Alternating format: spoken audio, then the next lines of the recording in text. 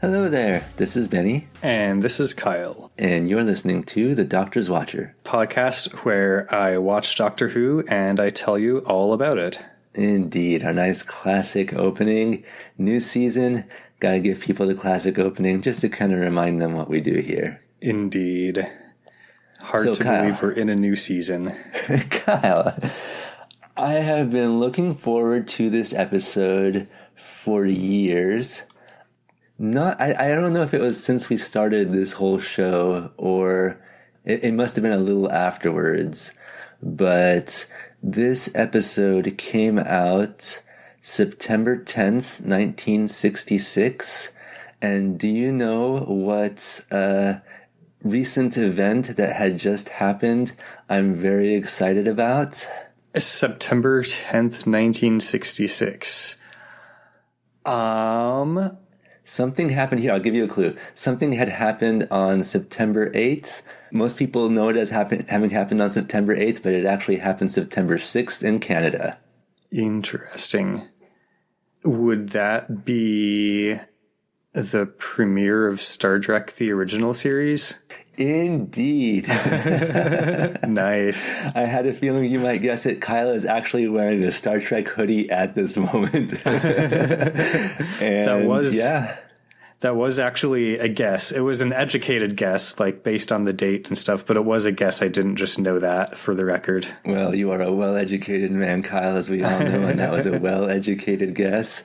Yeah, on September 8th, or actually September 6th in Canada, The Man Trap premiered. And Star Trek fans probably know that there's a whole thing about how they filmed an original pilot and then the studio didn't like it and they recast a bunch of characters and they filmed a new pilot and the studio still didn't like it and they saved that for later in the season and all this stuff. But the first episode of Star Trek to air was The Man Trap. And that's the one with the salt vampire who looks like the dude's dead wife, for those of you who need a refresher. And I hope that wasn't spoilers. Indeed. Well, I actually posed next to a salt vampire at Comic-Con this year, so... Fantastic. So, I mean, the reason I've been so stoked about this is that from this point forward... Doctor Who, the episodes that we talk about, exist in a universe that also contains Star Trek, the original series. Indeed. And, I'm sure that there's influence both ways. Well, we've already discussed a lot of the Doctor Who stuff that we've seen and kind of felt they seem a little familiar. Uh-huh. I'm sure a lot of it is just sci-fi tropes as well. I don't think that Doctor Who invented guns with stun settings, for instance. But still, you watch it and you think to yourself, Indeed. So, Kyle, it's been a while since we recorded. What have you been up to? I have recently been playing Slay the Spire some more. Oh, classic. Yeah, I remember you were a big fan. Mm-hmm. However, I have not been playing the video game version. I've been playing the board game version. Whoa, twist. Because my understanding is that has a single-player mode. Yeah. In fact, I suspect that's probably kind of the main thing they designed it for. Oh, interesting. You can actually play with up to 4 players, but... The single-player mode is really just you're playing the video game in physical form. I mean, why not? Uh-huh. Yeah, it's a lot of fun. Because the video game is already kind of a card game. I guess a board game, I guess you kind of have it the board as you're progressing through it. And so why not make it into a board game? Uh-huh. Yeah, you and I both went to a... board game day at our friend's house, a couple months ago or something like that. Yes, indeed. And one of our other friends brought his copy of Slay the Spire board game, and we did not get a chance to play it that day, but I saw it and I was like, oh shit. And then within a few days, I had placed my own order for my own copy of it. Kyle was like, it will be mine. Oh yes, it will be mine. Very cool, very cool. So yeah, I only got it about a week ago, and it took a while to sleeve all the cards that need to be sleeved, but Interesting. You sleeve them, huh? yeah, it comes with I think 450 sleeves. Oh, they make you sleeve them. I thought you were just doing that to protect the cards. No, it's because they're art sleeves. So like the back has the Slay the Spire like card back basically printed on it, because the cards themselves, much like in the video game, are upgradable. And the upgrade is printed on the back. Gotcha. Very clever. Very clever. So yeah, it took a while to sleeve them all, but since then I've died on Act 1 twice and beat Act 1 once. So next time I play, I'm going to move on to Act 2. Congratulations. And with that, shall we... Yeah, you're moving on to Act 2, and we're moving on to Season 4.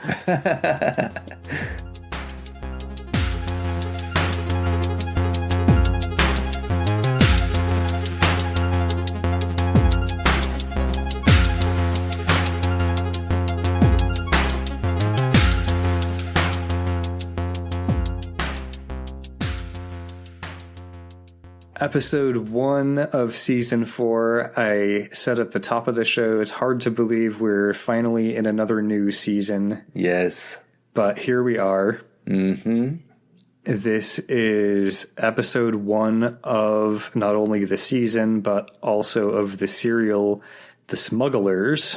Oh, we get to know the name of the serial already. Very cool. I figured now that they're giving us a serial name instead of an episode name, viewers get to know that like right at the top of the show, so all right. No reason to withhold it from our listeners anymore. Fair enough.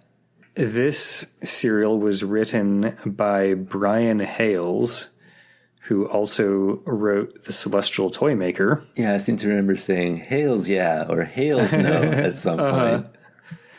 I would like to take just a moment to remind everyone that as far as I understand, the racial slur in that serial was ad-libbed by the actor and was not in the script. Thanks for the reminder, Kyle. And this serial was directed by Julia Smith, who is the second woman to direct a Doctor Who story. Nice. And yeah, first, of course, was Patty Russell, who directed The Massacre. Sweet. All right. Well, Kyle, Season 4, Episode 1, The Smugglers, Episode 1. How'd you watch it?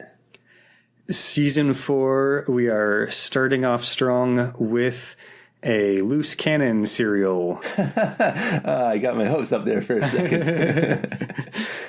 This is another one where Loose Cannon took 2 cracks at it, LC7 and LC30. Cool. I watched LC30 because that's what was on the website that I watched it on. Yeah, fair enough. And one assumes the later ones are better. Yeah, presumably. Briefly, what Loose Cannon had to say about this production is this new version of The Smugglers contains clearer telesnaps, Nice. some previously unseen set photos thanks to a private collector, Oh, nice. occasional CGI, Cool. and more extensive use of the cine film than the earlier recon, leading to a very polished recon which we hope you enjoy. Very cool. Well, thank you, Loose Cannon, as always, for your efforts. We really appreciate the way that you allow us to kind of sort of watch these missing episodes of Doctor Who. We do appreciate that very much. So, as I recall, I think we had a bit of a season-ending cliffhanger. Well, I mean, I guess in the sense that Ben and Polly came aboard, or kind of sneaked aboard, I think, if I recall correctly. And we didn't quite see what came next after that, but they had a key to the TARDIS, and they sure used it, and now we were speculating in our season wrap-up that they were companions in progress or something along those Something lines. like that, yeah. And now we get to find out if they'll be actual companions. So we pick up after the opening theme and the title screen and everything with Ben and Polly on the TARDIS. Ben says both Blimey and what's all this then? What's all this? Stand back! Oh, fantastic. The Doctor seems pretty annoyed that they've entered the TARDIS and inadvertently joined him on his journey. Nice. I'm glad that we got to see this moment and they didn't just, skip ahead. Yeah, totally. He does use the opportunity to remind the viewers of a few premises because it is the first episode of a new season. Indeed. He knows that there's some audience somewhere watching. Why did you sneak aboard my time machine that can travel through space and time? So he explains to Ben and Polly that the TARDIS is a vessel for traveling through time and space. Excellent. Ben mentions that he needs to get back to his ship by tonight. Remember, he's in the Navy. The Doctor's like, good luck with that. Yeah, the Doctor's like, about that. Mm-hmm. Young man, it's going to be a long time before you see your ship again. Well, good thing we've got a new ship, the Pollen ship. Polly asks when they're going to land, and the Doctor explains, I don't know. That's the cause of half my trouble through my journeys. I never know. Why not? I have no control over where I land. Neither can I choose the period in which I land in. Wow, I feel like, we sometimes talk about the Doctor having grown over the course of the past few seasons, and I feel like even hearing the Doctor say the words, I don't know, that's growth. Yeah, I feel like, in the first season, he didn't really ever, actually admit to not being in control of the TARDIS. Mm-hmm. The TARDIS materializes. He shows them the scanner and explains, this shows us what's outside the ship or whatever. Yeah, in black and white, if I recall correctly. And the scanner is showing an image of the inside of a cave. Caves.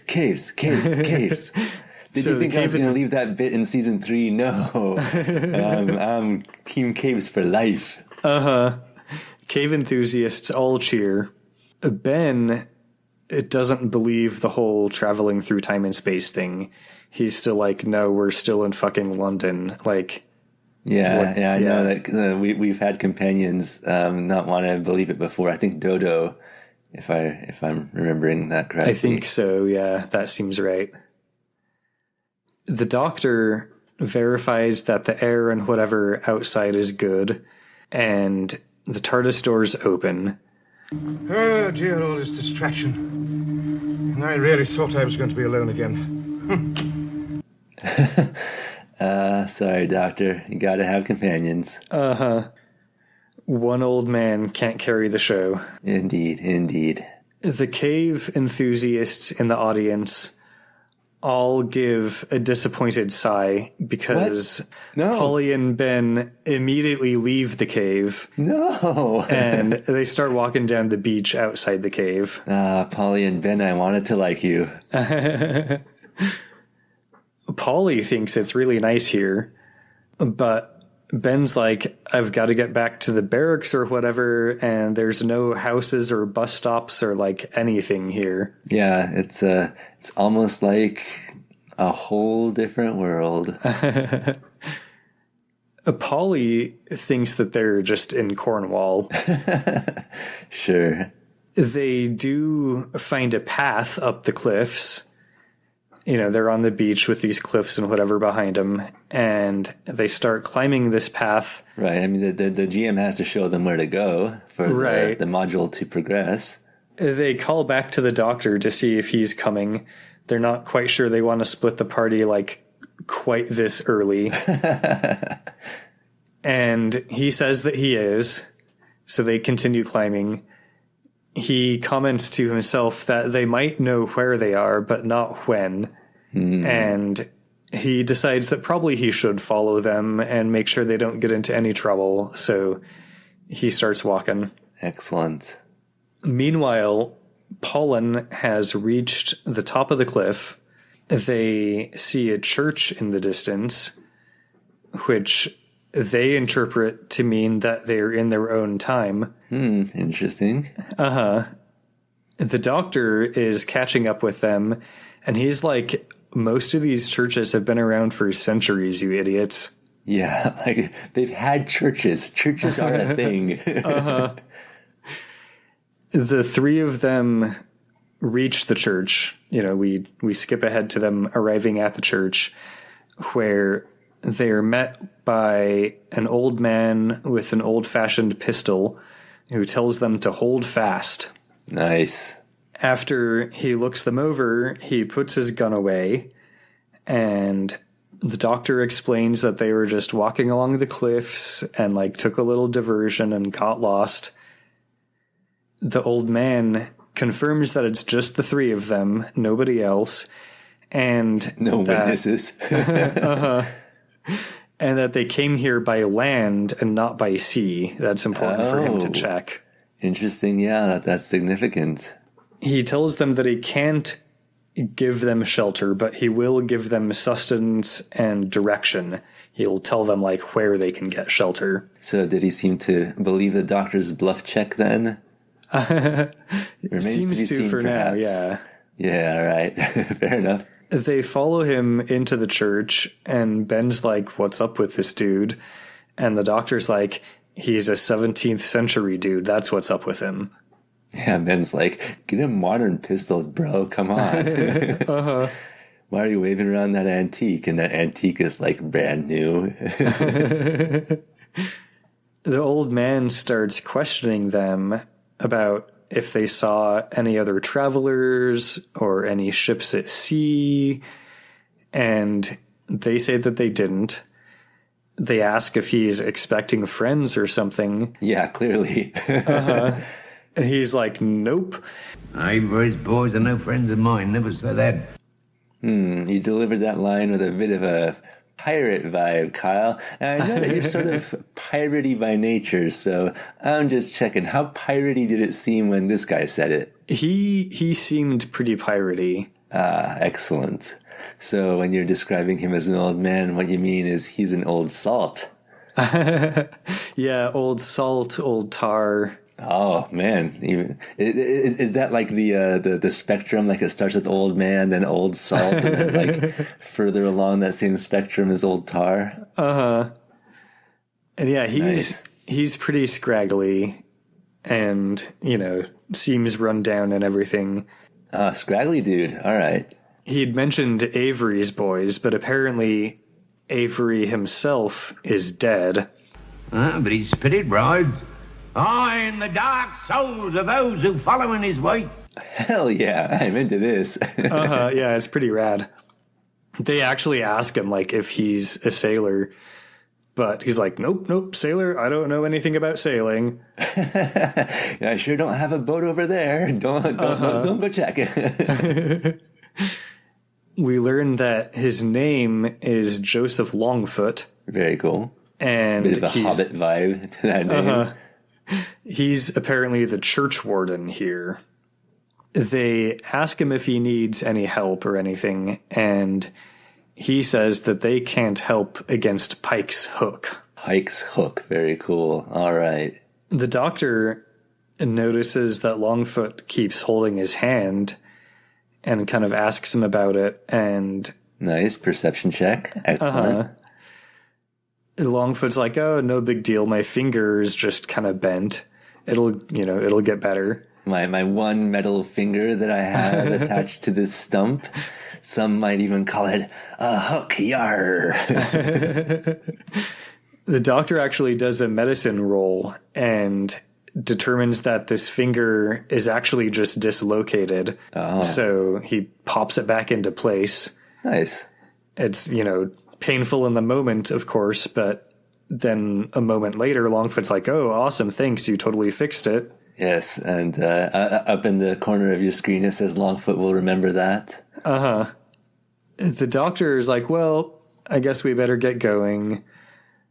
But they realize that the beach where the TARDIS cave is doesn't exist at the moment because the tide is in. Didn't the same thing happen in the Vikings? I think so, yeah. They were just parked on the beach in that one, but... Oh, yeah, I get you. All right, we'll give it to them. You can't get to the TARDIS until the tide goes back out. Mm-hmm. Longfoot basically kicks him out of the church anyway. You know, he told him that he couldn't provide shelter. So he moves them along. This is no place for gentlemen and lads. Go thy way. Go quickly while we may. Nice. I will mention here, since he called them lads, I haven't mentioned it yet, but he does think that Polly is a boy. Oh, because she's got that, 1966 haircut. Right. And, yeah, wearing pants and stuff. Cool. Very gender. Yep, totally. Outside, in the churchyard, there's a thunderstorm rumbling, way off in the distance, approaching, and the doctor and Pollen are leaving, and Longfoot tells them to be mindful of what they say at the inn and who might be listening. Very cool. He also tells them a secret passphrase that they can use if they come back to the church and he's not there. Excellent. This is Dead Man's secret key. Smallwood, Ringwood, Gurney. Very cool. The doctor thanks him, and the doctor and Pollen depart, and Longfoot heads back into the church. Little do any of them know that this whole scene was observed by a large bald man who's hiding, and none of them rolled a high enough perception check to notice. Dang, a large bald man. Who knows what that could mean? That could mean any number of things. So, once the scene is clear, everyone's left. This large bald man comes out of hiding. He draws a big knife and heads into the church. Yeah, very handy that we just got a password that specifically works if that guy's not there.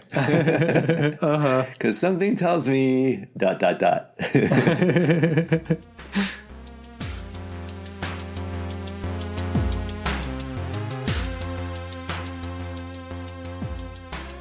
I hope you're enjoying this episode, so I'll keep this mid-roll short so you can get back to it. If you enjoy our podcast, please leave us a review and a rating and tell a friend. And now back to the Doctor's Watcher.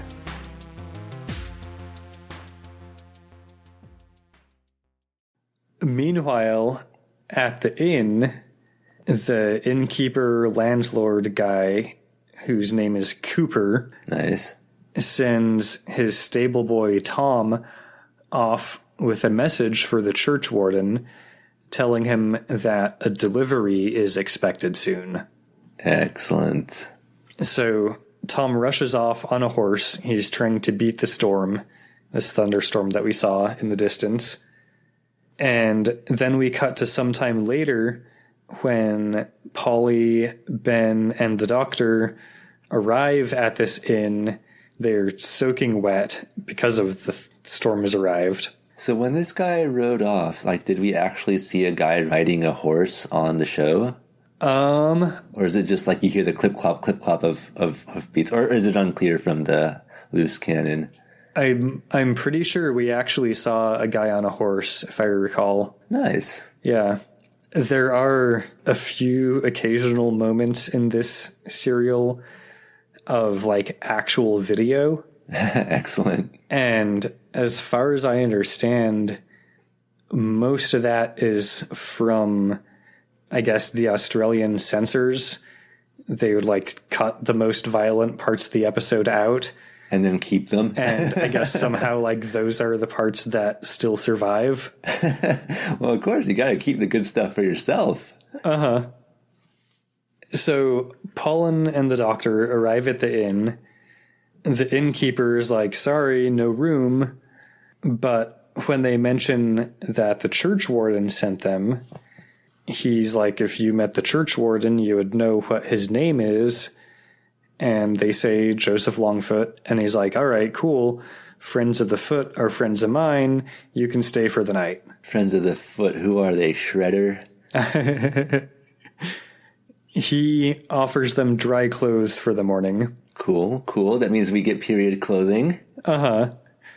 The doctor accepts on behalf of the lads, but he says that he'll dry himself out by the fire. The doctor's like, my fashion sense can't be beat. I'm not going to wear your rags, sir. So Cooper, the landlord, goes off to get some clothes. Polly mentions that she's not really enjoying being misgendered. Ha ha, very funny. Do wish everyone would stop calling me lad. It does make me feel very odd. Fair enough. Uh-huh. But the doctor basically says that she'll just have to deal with it because the 17th century folks won't be able to deal with a woman wearing trousers. All right. Ben wonders what's going to happen to them all, basically. And the doctor's like, dude, we'll just, like, head back to the TARDIS once the tide recedes, and then hope to land in 1966, but probably will end up in the far future. And the doctor's like, don't worry, we'll be leaving momentarily. We certainly won't stay for an adventure. When has that ever happened? Uh-huh. We cut over to the church, where Longfoot is pretty drunk when the big bald guy shows up. The big bald guy with a knife, as we recall. A big knife, a big bald knife. Thank you for specifying. Longfoot actually recognizes him and calls him Master Cherub. That's a fun name. And it quickly becomes clear that Longfoot, gasp, used to be a sailor. Okay. You don't say, matey. He was actually a former crewmate of Cherub, but he's left that life behind him. But does he call him shipmate? You know, or at least matey? I don't think he ever actually did. I'm sure it was implied. Yeah. I ain't no friend of yours. I'm church warden here, a Christian man. You always had the leaning towards the good book. Holy Joe Longfoot, mate of the Black Albatross. I'm or I'm not. The Black Albatross. Oh, I dig it. Yeah, it's a great ship name. Yep. So, wait. Ship name. Are you saying that for those of us who are shipping the big bald guy with the big bald knife and Longfoot, they call that ship the Black Albatross? You know, I could see it. It's a bit of a stretch from Cherub Longfoot to Albatross, but Chairfoot. I guess you could call it the foot rub ship. I like that. Yeah. So Cherub tells Longfoot that Captain Pike wants to know the location of Avery's gold. Of course he does. But Longfoot's like, fuck that. No Christian man would touch it. We ain't all like you, Holy Joe. We ain't all afraid of the curse that's on it, and it's ours by right. It's no man's rights. We'll decide that when we get the loot. That's right. If no Christian would touch that gold, then hail Satan. Cherub starts asking about the doctor, since he saw Longfoot whispering something to him. Mm-hmm. But Longfoot insists that he was just a passing traveler, and he was just telling him, like, where to go to get shelter. He was just whispering some sweet nothings in his ear. Cherub's like, I don't ship foot dock. Nice. And so Cherub is pushing him on this, saying that he was trying to sell secrets to strangers. He's like, no, I gave them for free. Longfoot starts going for his gun. He's done with this whole situation. But as he reaches for his gun, Cherub throws a knife into his back instead. Whoa, he threw the knife. Dang. Yeah, it was pretty rad, actually. So does that mean we get this scene thanks to those Australian censors? I think so. I think this was one of those scenes. Cheers, mates. Indeed. And the foot rub ship comes to a quick end as Longfoot's dying words are basically cursing Cherub with Avery's curse. Nice. And Cherub's basically just like, well, guess I'd better go find that old man now. Ice cold. We get a brief scene where Cherub gives a hand signal to someone in a nearby tree who passes the hand signal along to like the next person spotting them. And, you know, it goes on down the line until this signal reaches a ship in a cove. Nice. And then we cut back over to the inn where Paulin is dressed in period clothing now. So this ship in the cove, is that a model? Do you think it was stock footage? How'd they do it? You know, I'm pretty sure that this actually was like a ship in a cove. I think I read that they did a lot of location filming for this serial. Oh, nice. Yeah. Man, people must have been watching the show. I think we might finally have a budget. Uh-huh. Yeah, we're starting to, at least. Nice. Tom, the messenger boy, bursts into the inn, and the innkeeper's like, dude, chill, and takes him into a back room where Tom says that it's the church warden. And the innkeeper's like, is he fucking drunk again? Well... And Tom's like, no, he's fucking dead. Oh, I bet you feel like an asshole now. Uh-huh. They, of course, immediately suspect the doctor and Paulin. Oh, like this nice old eccentric man and these two strangers with an odd fashion sense. Uh-huh. It's basically, I guess, because they're strangers. And yeah, fine. As far as these village people know, nobody else has been to the church recently. And apparently they think that Longfoot had no money and no enemies. Well, they don't know much about Longfoot then. Uh-huh. So Cooper, the innkeeper landlord, sends Tom off to go get the squire and ask him to come as magistrate. Very cool. Back in the common room of the inn, Cherub bursts in with a few other guys who are also like big and strong looking, and he demands to have words with the doctor. Nice. The doctor's like, I don't know you, we have no business, etc., etc. But Cherub's like, we have a mutual acquaintance in Joseph Longfoot. Oh, dang. He's being pretty rough and aggressive with the doctor. So Ben tells him to lay off. Polly tells him to leave the doctor alone. And one of the other men grabs Polly, clamps his hand over her mouth, as Cherub's like, Oh, doctor, eh? Well, Sawbones, speak up, or do I have to wake you? Man, these guys are a rough bunch. yeah, rough and tumble. Indeed. And then do the words on the screen say? Not yet. We've got a ways to go, a little bit, yeah. Alrighty. A Cherub gets a knife out, and he gets it up to the doctor's throat. And Cherub's got one solution to everything, it seems. yeah, I guess when you're a knife fighter, everything looks like a knife fight. Is that how the saying goes? When you're a stabber, everything looks stabbable.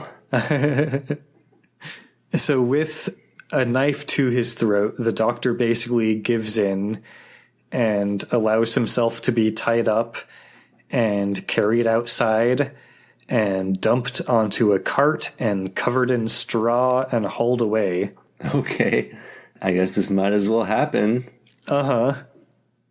Meanwhile, Polly is still being held by one of the other men, and Ben is somehow unconscious for reasons that are unclear in the reconstruction. Ben was just feeling a little overwhelmed. He needed a quick lie down. I was presuming that he was attempting to be a person of action, but the dice rolls went poorly. Yeah, he rolled a bunch of ones. Polly calls for help, and the innkeeper helps her get Ben into a chair. Oh, So nice. he's not just like on the floor. And the innkeeper says that they need to wait for the squire to arrive. But Polly's like, I don't give a shit about the fucking squire. I want to get the doctor back. Yeah, although the squire has the right type of name, I don't think he's actually going to qualify as a Time Lord. Cooper, the landlord, doesn't really like this. The squire's the law in these parts, cub, and guard your tongue when talking to your elder. All right, buddy, settle down. The doctor, meanwhile, is getting loaded from the cart that he was on onto a rowboat. And then we cut back to the inn where the squire is arriving and meeting with the innkeeper. Cool. He meets Polly. He looks at the unconscious Ben and thinks he'll probably be fine. And he starts asking about their master. So Polly says that he was kidnapped. Interesting that she just goes with him being their master. Yeah. I guess I'm probably assuming it's this just is master in simplest. the sense of them being like journeymen or something. Probably, yeah. Yeah. So Polly tells him that he was kidnapped, but the squire wants to hear about Polly and, like, you know, get Polly and Ben's story before he's willing to hear what she has to say about the doctor, basically. If you want help, I want the truth. All right. But Polly's not really telling him anything. And yeah, then we cut away before we get to know what she tells him. She just really likes beaches, okay? They're so much better than caves.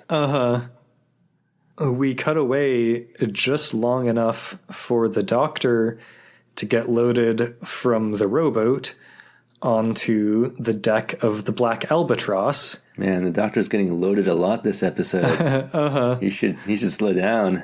Yeah, but they're not stopping serving him. They're serving him up onto the pirate ship. So he's up on the deck of the ship. Cherub, like, cuts the ropes that are binding him and takes him to meet the captain. Nice. We cut back to the inn where Ben is regaining consciousness, and Polly fills him in on the situation, including the fact that she has not told the squire anything about who they are or where they're from, but he won't help them until they talk. Quite the dilemma. Ben tells the squire that he'll get the truth once the doctor's back, and he tries encouraging the squire to be a person of action, but the squire's not having it. Be silent, sir! I hold you both to be knaves and rogues and of highly suspicious intent. And as magistrate of this borough, I'm hereby arresting both of you. Oh, dang. Arresting us? What for? For the murder of the church warden. And for this villainous deed, you will be imprisoned until the next assizes, and there, punished accordingly. And then the words on the screen say... Not quite. Oh, dang. I feel like that would have made it quite the cliff dangler. Yeah, that would be a good one. I think the actual cliffhanger is maybe a bit less of a good ending, but... Fair enough. Back on the Black Albatross, Cherub tells the captain that Holy Joe died before he told Cherub the secret, but he did speak with this old Sawbones, who's also not talking. The captain stands up, saying, Well, by thunder, you'll talk to me, or my name's not Samuel Pike. and he stabs the big spiky hook he has in place of a right hand into the table, as the words on the screen say Doctor Who William Hartnell, Polly Annick Wills, Ben Michael Craze.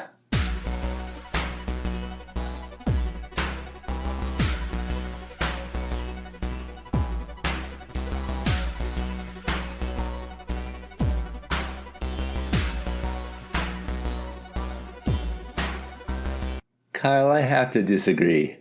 That was a better cliff dangler.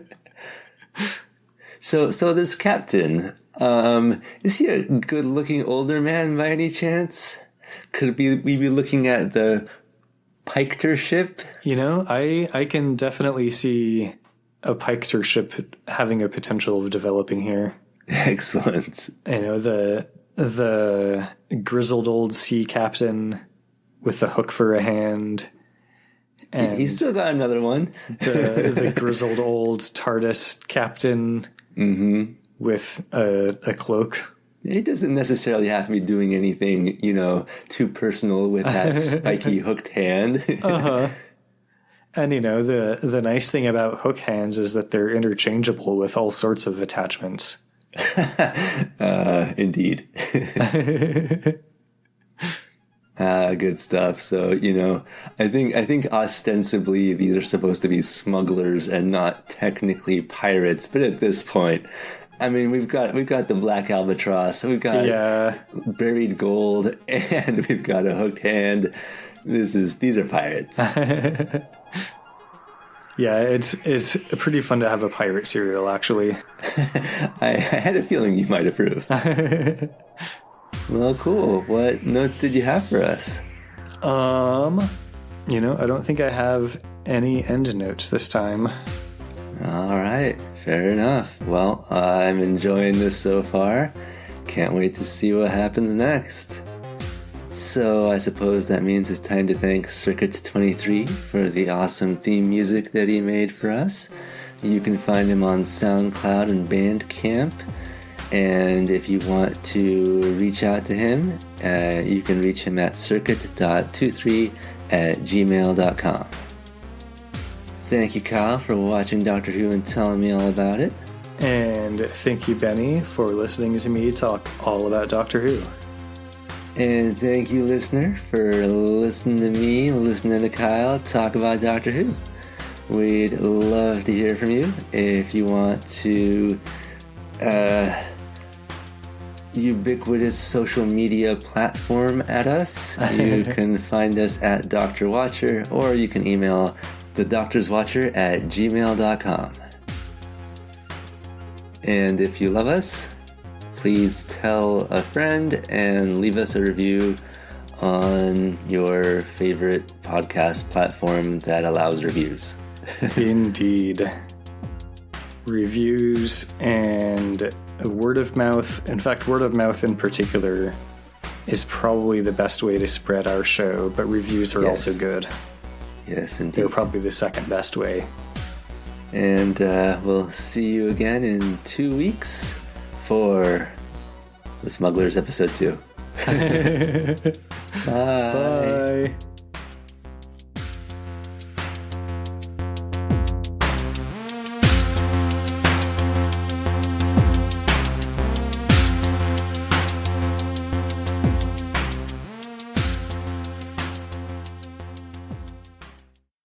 And you are expecting this, Avery? Him? Oh, he's been buried these long years past. But his spirit rides. In the dark souls of those who follow in his wake. Was he a sailor? Who mentioned sailor? What would I know about the sea? I attend this church. Are you a priest, then? A priest? A word of God touched me too late, boy. I'm but church warden here. Name of Joseph Longfoot. Christian.